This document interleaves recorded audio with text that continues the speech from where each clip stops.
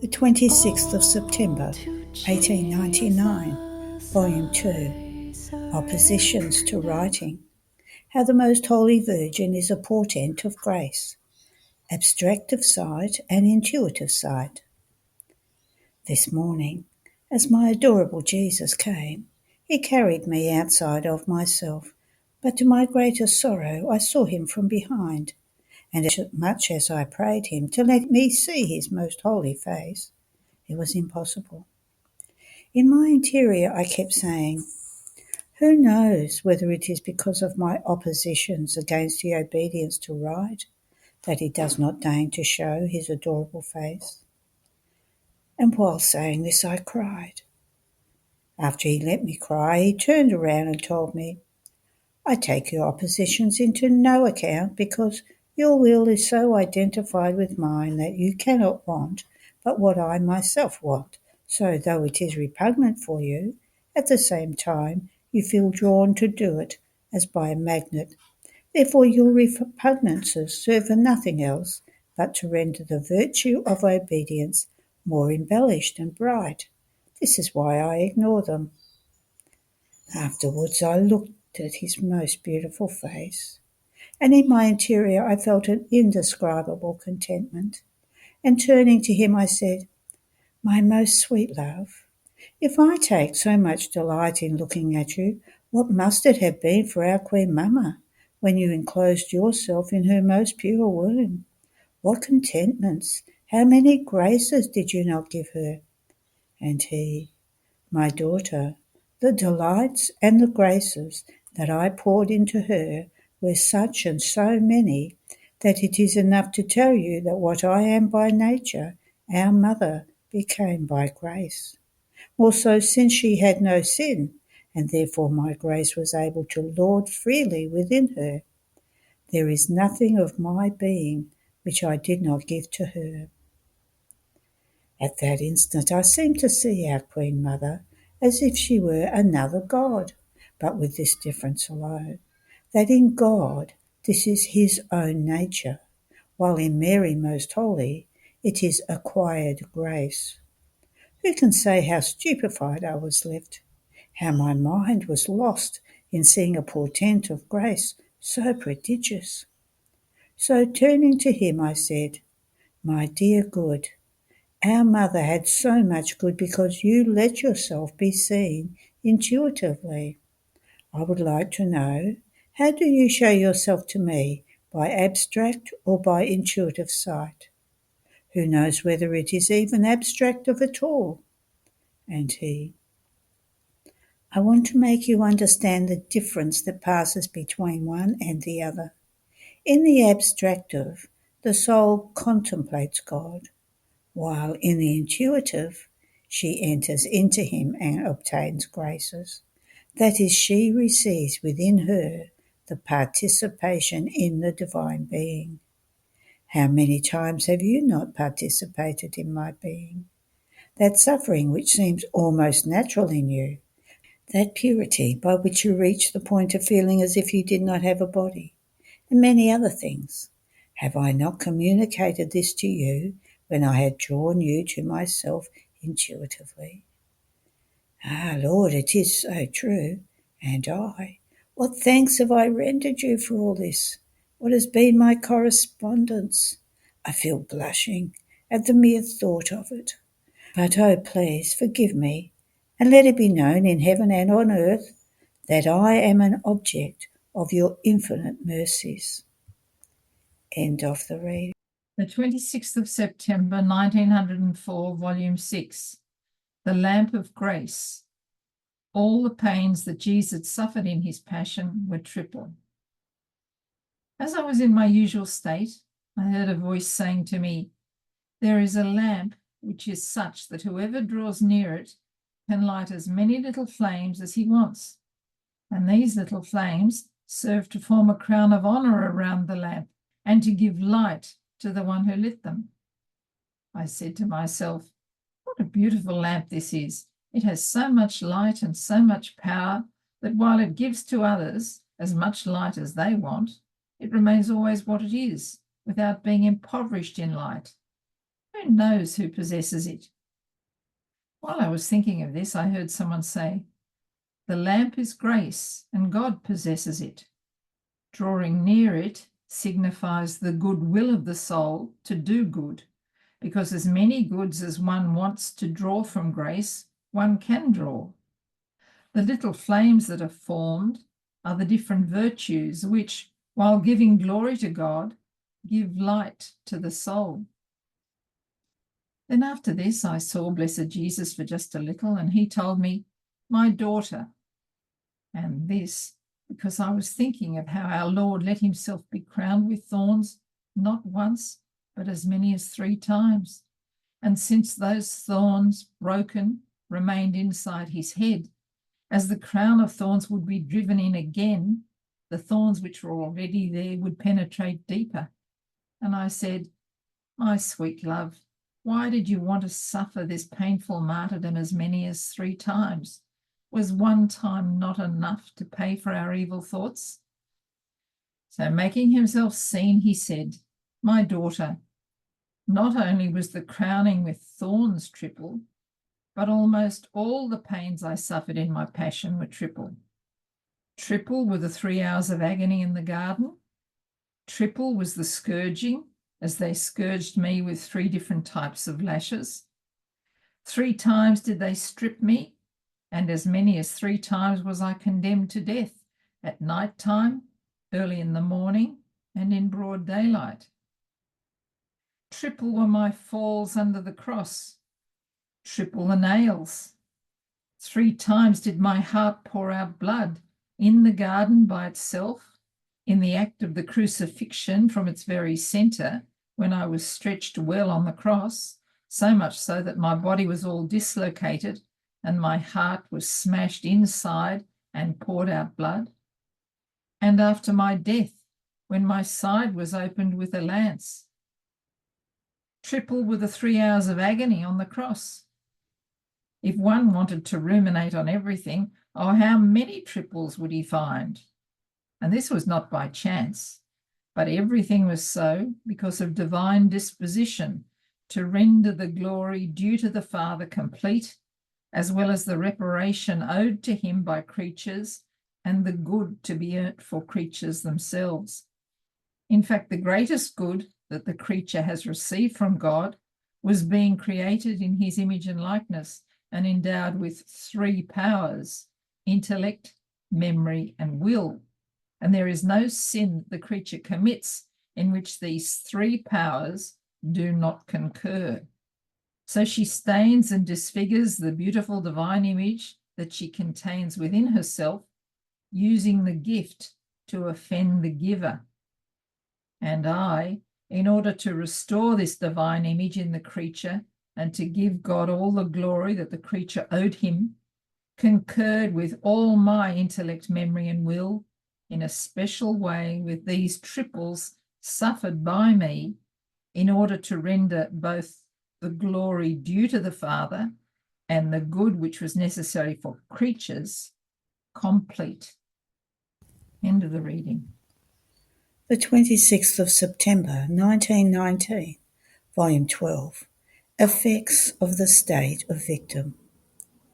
I do nothing but lament to my lovable Jesus, and blessed Jesus, making himself heard, told me, "My daughter, one who is victim must be exposed to receiving all the blows of divine justice, and must feel within herself the pains of the creatures and the rigours which these pains deserve from the divine justice. Oh, how my humanity moaned under these rigours! Not only this, but from your state of privation and abandonment, you can see how creatures are with me, and how the divine justice is about to punish them with the most terrible scourges. Man has reached the state of complete madness, and with madmen the hardest lashes must be used. And my Jesus, my state is too hard. If I did not have the enchantment of your will, which keeps me as though absorbed, I don't know what I would do." And Jesus, "My justice cannot take satisfaction from 2, This is why it keeps you as if suspended from those pains of before.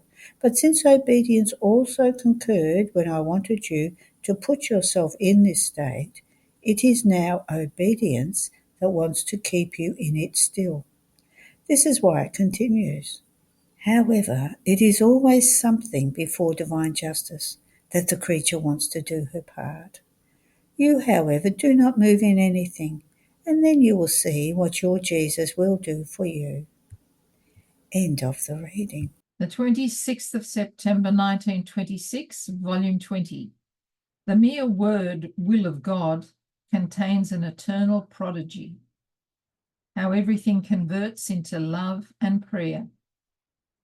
I was feeling all immersed in the supreme volition, and my poor mind was thinking about the many admirable effects it produces. And my always lovable Jesus told me, my daughter, the mere word will of God contains an eternal portent that no one can equal. It is a word that embraces everything, heaven and earth. This fiat contains the creative fount, and there is nothing good that cannot come from it.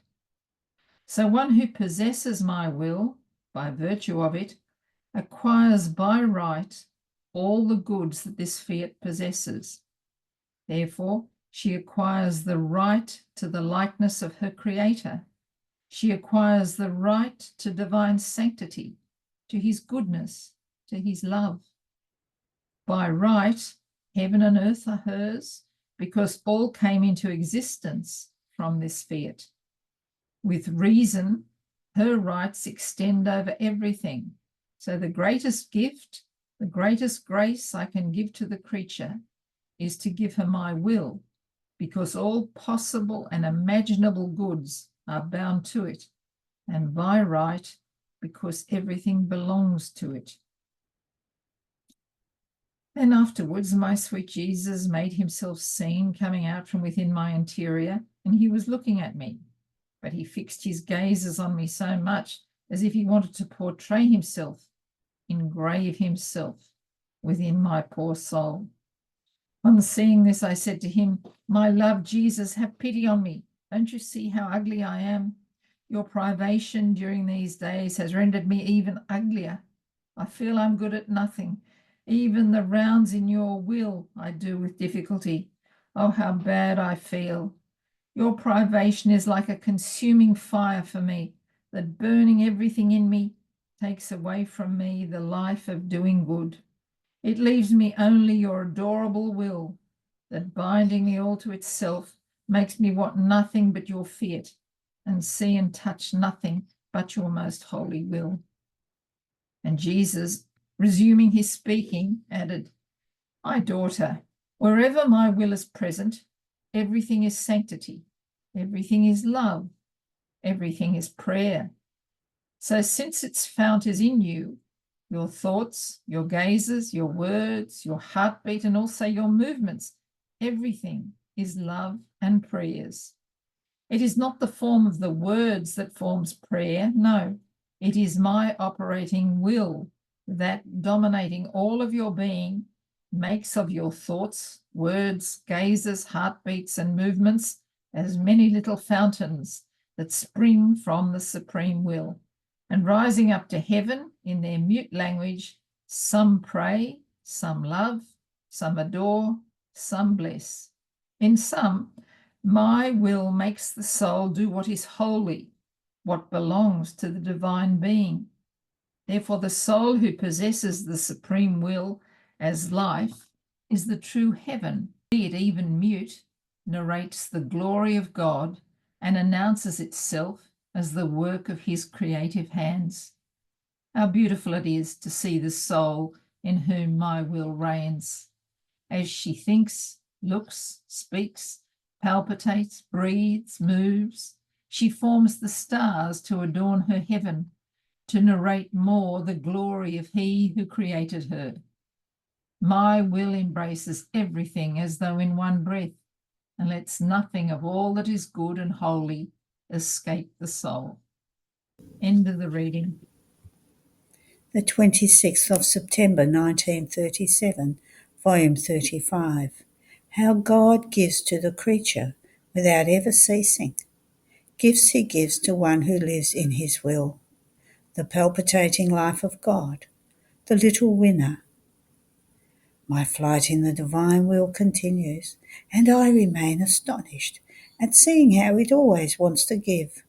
Since I am small and I cannot enclose its immensity within me, it waits for me with invincible patience and love to enclose within me the truths it gave me, accompanied by its graces, allowing me to take possession of them. And as it sees that I possess them, it soon places itself in the attitude of giving me and telling me even more surprising things. Will of God, how much you love me! How can I ever repay you? Then my adorable Jesus, coming for his usual little visit, all goodness, told me, Blessed daughter, it is our divinity that possesses by nature the desire of always giving. As you possess your breathing and breathe continuously, even if you didn't want to, so we possess the continuous act of always giving. Even if the creature, ungrateful, does not take what we give, though still remaining around us to praise the perfection, the goodness, the sanctity, and the generosity of our Supreme Being, we keep waiting with the patience that only we can have for those creatures who might take what others rejected as the triumph of our love toward the creature. And our love is such that we adapt ourselves to them, giving to them little by little, because being small, the creature cannot take what we want to give her altogether. But our love must be continuous. We would feel as if we were fainting and losing our breath if we did not give. Our divine will wants to be the life of the creature, the greatest act, the most exuberant love that only a God can do. Now, in order to be possessed by her, our will donates to her its virtue of prayer, and she takes the lead to confirm the gift, making all created things pray. She imposes herself on our love, power, and goodness, making our love, power, and goodness pray, and all our attributes pray. Even our justice, mercy, and fortitude turn into prayer. No one can miss. Whenever our will wants us to do an act or to give a gift, we all bend our knees to do what it wants. When all have prayed, even our very divine attributes, we confirm the gift. The prayer of this creature becomes universal, and each time she prays, she has such power that all our things pray, even our attributes. She has been given with that gift the right over all. What wouldn't be obtained with this gift of prayer? We can say that the heavens move, and that our very being feels enthralled and tied, so it surrenders. After the gift of prayer, I move on to give her the gift of love. In order to confirm her in love, she loves with new love in the sun, in the sky, in the wind, and even in our divine being, so as to acquire the right to love all and to be loved by all with a new continuous love. Oh, if you only knew what it means to be loved by all with an ever-growing love, and to have the power to love all with a new growing love, to be able to say to your Creator, growing and ever new is your love for me. Growing and ever new is my love for you. This love surpasses the heavens. It fills the celestial fatherland, and its waves come to unload themselves into our divine womb. And its waves come to unload themselves into our divine womb. Oh, what wonders happen! All remain astonished and glorify my divine volition for such a great gift it gives to the creature. And as we give her this gift, we enlarge her capacity so that she may understand what a gift she has received and use it. We can give her the gift of inseparability, the union with God, so that she arrives at the point of feeling our life more than her own. God becomes for her the actor and spectator, while she remains the bearer of her Creator, living with his very life, love, and power. With this gift, everything becomes her own. She has the right over all, and when we see that she possesses it, we have the gift of making her triumphant over all, triumphant over herself, triumphant even over God. All is triumph within her, triumph of grace, of sanctity, and of love. And we call her our winner. We let her win everything because that is our gift for her. And when we give, we want to see the fruits contained in our gift. Therefore, every act she does in our will, each word, each work, each step, form many different harmonies between her and us, each one more beautiful than the other. She keeps us constantly busy, and our love is such that we surround her from the outside with all our work, while we invest her interior, repeating all our acts which have been bearers of life, the life of the Queen, and the life of the Word on earth, which was a continuous excess of love, and gave life to all. We always give. We are never exhausted. The soul who lives in our will is the full day of our continuous works and our life, palpitating and repeating our acts, which are always in action and never cease. She is our triumph, our little winner. Our delirium of love is exactly this. We want to be won by the creature. When she wins, our love is unleashed, and our fidgets and delirium of love and life within the creature and rest. End of the reading. There are no more readings today. Have a blessed day.